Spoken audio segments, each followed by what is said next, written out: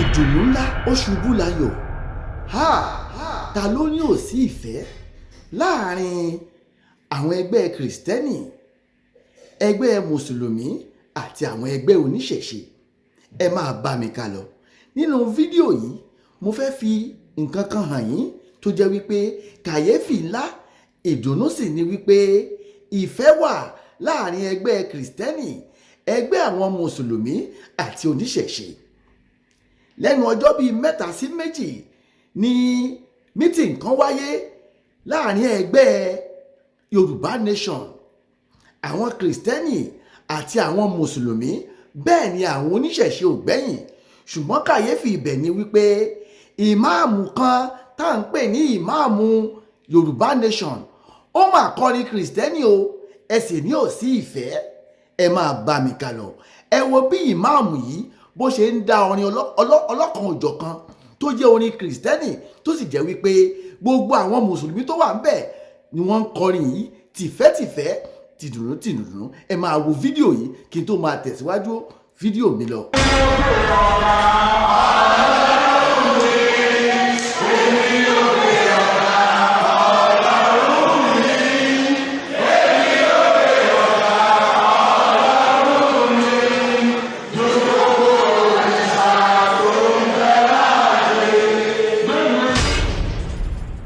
Ṣé ẹ ti rí i pé ìfẹ́ òtítọ́ ó wà láàrin gbogbo ọmọ Yorùbá jákèjádò ilẹ̀ adúláwọ̀, gbogbo ọmọ Yorùbá pátápátá jákèjádò Nàìjíríà? Ìfẹ́ wà o. Kẹ́ ẹ jẹ́ ká kólà kúrò lẹ́kọ̀ọ́ ẹ̀kọ́ òkọlà. Bá a bá ń sọ̀rọ̀ ẹ̀sìn kìrìsìtẹ́nì, ẹ̀sìn mùsùlùmí àti oníṣẹ̀ṣe, ṣe rí wípé ìfẹ́ òtítọ́ ó wà láàrin àwọn mẹ́tẹ̀ẹ̀ta nílẹ̀ Yorùbá.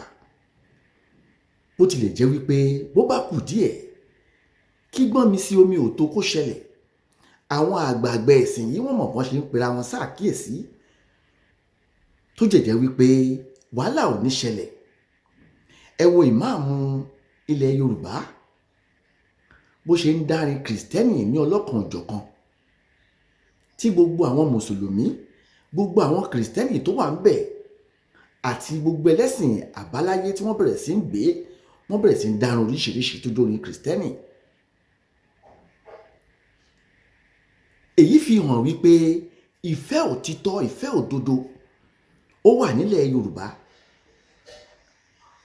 Ó wà nílẹ̀ Yorùbá ní Nàìjíríà, gbogbo ìlú, gbogbo state tó jẹ́ ilẹ̀ Yorùbá pátápátá. Ìfẹ́ òtítọ́ wà láàrin gbogbo àwọn ẹ̀sìn pátápátá, nítorí pé a kì í ṣe ẹranko. Amalgamation tí wọ́n ṣe níjọ́ kìíní àná, tí lọ lùgáàdì ṣe níjọ́ kìíní àná, òun ló kó ẹyẹlé pọ̀ mádìyẹ. Kí ló fẹ́ fa àwa àti Haúsá? Kí ló fẹ́ fà wá pọ̀? Kí ni tó fẹ́ fa àwa àti Haúsá Fúlàní? Kí ló fẹ́ fà wá pọ̀? Ìṣe wa ò papọ̀, ìwà wa ò papọ̀, culture wa ò papọ̀, tradition wa ò papọ̀. Ẹ jọ̀ọ́ torí Ọlọ́run ọba, kí wá ló dé tán fi lè jẹ́ kán kálukú máa lọ láyọ̀ àti àlàáfíà? Kán jẹ́ kí Yorùbá máa lọ láyọ̀ àti àlàáfíà. Ìṣẹ̀lẹ̀ tó ṣẹlẹ̀ sí Deborah Samuel nílẹ̀ Haúsá, bẹ́ẹ̀ láàárín àwọn kan tó sì ń jáde wípé tí blasphemy bá sì tún ṣẹlẹ̀ nílẹ̀ Yorùbá, tó jẹ́ pé ọmọ Yorùbá ni wọ́n, tí wọ́n sì ń jáde wípé tí ọ̀rọ̀ blasphemy bá sì ń ṣẹlẹ̀ nílẹ̀ Yorùbá, àwọn ò ní dẹ́kun láti máa pa ẹni náà. Irú ẹni yìí kò yẹ láwùjọ. Irú èèyàn tó jáde sí social media tó sọrú eléyìí kò yẹ láti máa gbé láàrin ọmọ ènìyàn. Àti ẹ̀jẹ̀ agbọ́ wípé àwọn Haúsá Fúlàní àti pààyàn jọ wọ́n lójú. Kí wá ló dé àwọn ọmọ Yorùbá? Ìfẹ́ òtítọ́ wà láàrin gbogbo àwọn ẹ̀sìn mẹ́tẹ̀ẹ̀ta tó wà nílẹ̀ Yorùbá. Òun ni fídíò tí mo fi hàn yín tó tẹ́ ẹ rí tàn yìí, kẹ́ ẹ lè rí wípé mítìn tí wọ́n ṣe kọjá ní ọ̀rọ̀ Yorùbá Nation, àwọn ẹlẹ́sìn kìrìsìtẹ́nì, àwọn ẹlẹ́sìn àbáláyé àti ẹlẹ́sìn mùsùlùmí, àwọn mẹ́tẹ̀ẹ̀ta ni wọ́n péjọ síbẹ̀, wọ́n sì fi ìfẹ́ wọ́n fi bára wọn lò. Kí la tún fẹ́? Kí ló ń gbé orílẹ̀-èdè, kí ló ń gbé lékè? Kò sí nǹkan méjì tó ń gbé orílẹ̀-èdè lékè ju ìfẹ́ lọ. Kí ló ti sọnù ní Nàìjíríà tá à ń sọ̀rọ̀ lọ́wọ́? Wọ́n Nàìjíríà tá à ń sọ lọ́wọ́lọ́wọ́ yìí, ìfẹ́ ló ti sọnù nínú Nàìjíríà. Tífẹ́ ò bá sọnù ni àwọn olórí wa ò ní máa fìyà jẹ wá. Àwọn olórí wa ò ní máa fìyà jẹ wá. Ẹ̀yin ọmọ Yorùbá, gbogbo yín pátá mo fẹ́ kẹ́ ẹ fura. Ẹ máa ṣọ́ra kẹ́ ẹ sì máa fura gidigidi fáwọn Fúlàní agbénipa. Ẹ máa ṣọ́ra o kẹ́ ẹ sì máa gbàdúrà. Ta ló lè mọ ìgbà àti àkókò tí Yorùbá nation máa dé? Ẹ máa ṣọ́ra. Ẹ já ṣọ́ra fáwọn Fúlàní. Àwọn Fúlàní agbénipa yìí wọ́n wà ní agbègbè wa, àjọ ń gbé, àjọ ń sùn, àjọ ń jí ni. Ẹ wò báwọn Haúsá ṣe ń da Èkó rú. Àwọn ọlọ́kadà tó jẹ́ Haúsá, ẹ wò wọ́n ṣe ń terrorize àwọn Yorùbá tó ń ṣọ̀kadà ní Èkó. Bẹ́ẹ̀ náà ni wọ́n ṣe ń ṣe ní Ìbàdàn. Bẹ́ẹ̀ náà ni wọ́n ṣe ń ṣe lÉkòó. Gbogbo ilẹ̀ Yorùbá pátápátá làwọn Fúlàní Haúsá yìí, àwọn agbénipa yìí wọ́n ti yíká. Ìmíì nínú wọn tí yẹ pé wọn kò kí ń ṣe terrorist, òun gan ìwà terrorist lọ́hùn láàrin àwùjọ.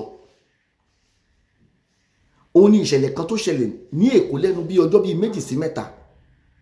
Tán ní DJ kan, òun àtàwọn Haúsá lọ́jọ́ ń fa ọ̀rọ̀ tí ò tó ọ̀rọ̀ owó kò ṣe owó. Èló lówó, bóyá 500 bóyá 100 naira ni wọ́n ń jà sí. Àwọn Haúsá yìí wọ́n sì dáná sun arákùnrin, wọ́n sì dáná sun. Èèyàn pípa ò tiẹ̀ wá jọ wọ́n lójú. Kí ló sọnù ní Nàìjíríà? Ó ní ìfẹ́. Ìfẹ́ yẹn la fẹ́ dá padà sílẹ̀ Yorùbá, la ṣe ní pé a fẹ́ Yorùbá nation. Nigerian constitution is not working. Kò sí ìfẹ́ ń bẹ̀. Tí ìfẹ́ bá wà ń bẹ̀ ni ẹ ní wò sùnsùn kẹ́ mú ọmọ nìkejì yín kẹ́ dáná sun, kẹ́ pa, kẹ́ gun lọ́bẹ. Kí lẹ fẹ́ fà débẹ̀? Òun ni gbogbo tí àwọn Haúsá yìí ṣe ní gbogbo ilẹ̀ Yorùbá. Ẹ wo bọ́n ṣe pa ọmọ Deborah Samuel yìí,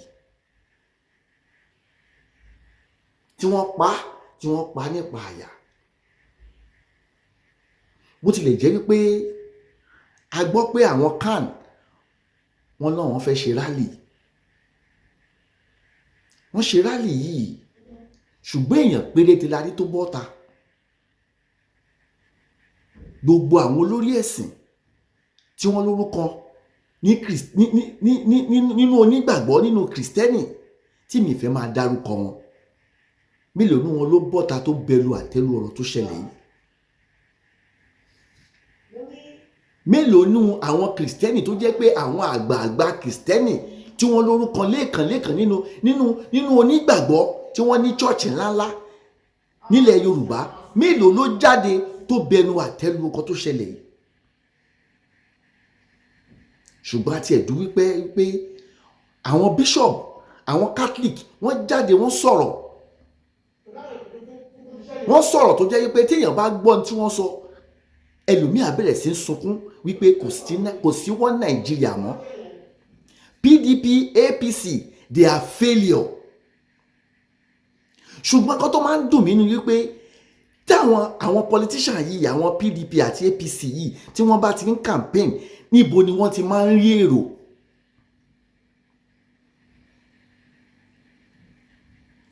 Ìbéèrè tí mo fẹ́ béèrè lọ́wọ́ ẹ̀yin yẹn ni pé àwọn tó ń tẹ̀lé àwọn politician níbi campaign yìí tí màá rí èrò bẹ̀rẹ̀ lẹ́yìn wọn, èrò á pọ̀ lẹ́yìn wọn, níbo ni àwọn èrò yìí ti ń wá? Níbo ni wọ́n ti ń rí èrò? Èló gangan ló ń fún ẹnì kọ̀ọ̀kan tó wà níbi rálì yẹn? Èló ló ń kọ ẹnì kọ̀ọ̀kan? Ṣùgbọ́n torí pé mo mọ̀ wípé gbogbo wọn pátápátá kọ́ owó gidi máa kàn. Ẹlòmíì bóyá 5,000 ló máa kàn. Ìgbèrò ṣe pọ̀ yẹn, kò sí bó ṣe fẹ́ há owó tó tí 100,000 200,000 máa kan ẹnì kọ̀ọ̀kan. Ẹlòmíì 50,000 ló máa kàn. Ẹlòmíì 20,000 ló máa kàn. ìyẹn ló máa ń kọ mí lóminú pé níbo ni wọ́n ti ń rí èrò. Àwọn politician yìí wọ́n ti gbàgbọ́ wípé ibi táwọn bá ná owó dé, ibi táwọn bá ná owó ìdé, àwọn máa wọlé. Èèyàn mélòó nínú olóṣèlú Nàìjíríà tó lè bọ́ta wípé òun ò ní ná kọ́bọ̀ tó bá lè provide èèyàn 1 million,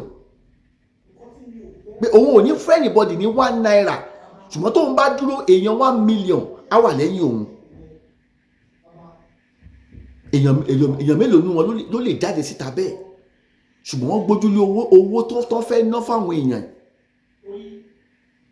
Ṣùgbọ́n torí pé mi ò mọ̀ ibi táwọn politician tí wọ́n ti ń rí èrò tí wọ́n bá ń ṣe rally, ìgbà míì máa jókòó wípé èló gangan ló ń pa àwọn people tí mò ń rí tí wọ́n wà lọ́rùn àwọn olóṣèlú yìí, èló ló ń pa ẹlòmíì. Ìgbà míì ó máa ń bà mí lọ́kàn jẹ́. Ìgbà tẹ́ ẹ bá tún gbé wọn wọlé tí wọ́n bá ṣe ọdún 4, ànádá ọdún 4 wọn automatic ni. Ẹ̀yin tẹ́ ẹ wà lẹ́yìn àwọn olóṣèlú yìí tẹ́ ẹ ń ṣe rally náà lẹ́ máa pariwo pé ìlú le koko. Ẹ máa pariwo pé Nàìjíríà le koko, ẹ̀yin lẹ́dẹ̀ dìbò fún wọn. Ẹ ṣe káàánú. Ẹ bá kàn káàánú yín tó fẹ́ tó ló ń jà fún yín, mi ti ẹ̀ mọ̀ tí mo lè sọ. Ẹ bá ló ń jà fún ọmọ Yorùbá, ojú gbà mí tì. Táwọn olóṣèlú yìí bá wá sí, tó máa wá sí state, bí wọ́n wá sí Èkìtì ni, wọ́n wá sọ́yọ́ state ni, wọ́n wá sí Ondo state ni, ẹ wà tú jáde, àwọn kan tú jáde, wọ́n bẹ̀rẹ̀ sí pariwo tẹ̀lé wọn lẹ́yìn. Èló gan lọ́ fún yín? Ìmí àlọ́ ni youth leader àti ẹ̀gbá ti àgbọ̀ ti youth leader ọwọ́ ẹ̀ lówó máa dé sí. Ẹlòmíì bóyá 10,000 bóyá 20,000 ló máa kàn, á máa wá já lamba káàkiri. Ìyá ọdún 8 ló máa padà jẹ lórí 20,000 tó gbà yẹn. Ìyá ọdún 8 àwọn ọmọ ẹ̀ àjẹ́ ń bẹ̀, àwọn ọmọ ẹ̀ àtúnjẹ́ ń bẹ̀. Kò lè dùn mí fún yín nítorí pé ẹ mọ̀ tó ń ṣẹlẹ̀. Ẹlòmíì ojú ẹ̀ méjèèjì ti fọ́, kò ríran, ó kàn lajú sílẹ̀ ni, kò lè ríran láyé táyé fi máa parẹ́. Kí la wá ń sọ? Ahmed Idris, ta ni Ahmed Idris tí mò ń sọ yìí? Òun ni Accountant General ti Federal Republic of Nigeria. Ó gbá yín lójú kòsà, ó gbá yín lójú kòsà, ẹ̀yin ọmọ Yorùbá. Àwọn Haúsá yìí ti kówó lọ, wọ́n ti kówó jìnnà.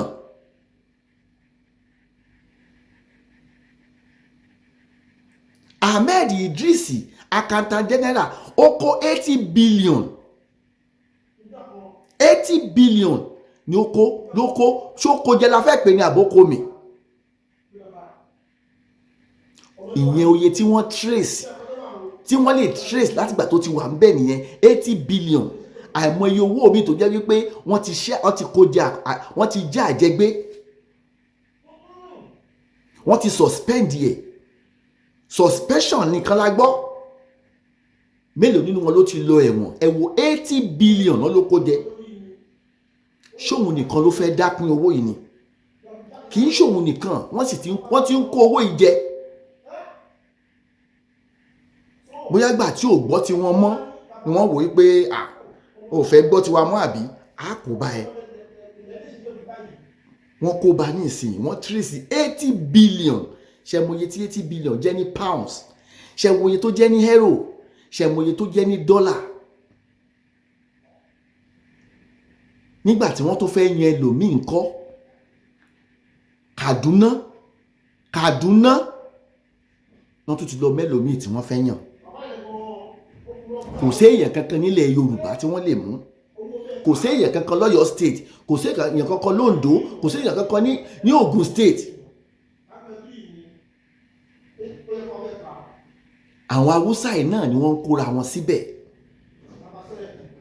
Ṣé mọye èèyàn tó ti benefit lọ́ndà Ahmed Idris? Ṣé mọye àwọn olóṣèlú tó ti benefit lọ́ndà Ahmed Idris lórí 80 billion? Ṣé mọye tó máa wà lákàntì ẹni tí wọ́n ló kó 80 billion jẹ? Ṣé mọye tó máa wà lákàntì ẹ̀? nígbà tó bá tún di after ọdún bíi mẹ́jọ nísìn òun náà tún jáde á lóun fẹ́ contest fún president. Wọ́n ń fowó àbú wọ́n fi ń ṣàbú lálejò.